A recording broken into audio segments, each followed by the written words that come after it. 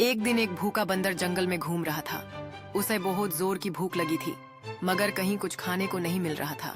अचानक उसकी नजर एक बड़े दरख्त पर पड़ी जहां कई पके हुए केले लटक रहे थे।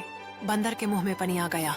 वो फौरन दरख्त पर चढ़ गया और एक मोटा सा केला तोड़कर खुश हो गया। अब तो मजा आ जाएगा, बंदर ने खुशी से कहा। लेकिन जैसे ही उसने पहला केला छिलका वो पूरा सड़ा हुआ था।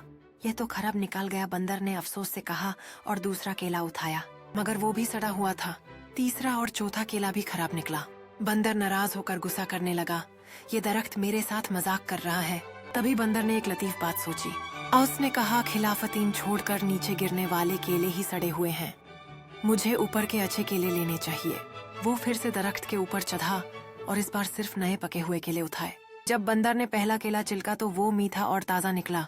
बंदर ने मजे से केले खाए और खुश हो गया। इससे बंदर ने सीखा, हर बात का गुस्सा नहीं करना चाहिए, होशियार रहकर अच्छी चीजें मिल ही जाती हैं। और उसने नया इरादा बनाया कि वो हमेशा समझदारी से काम करेगा।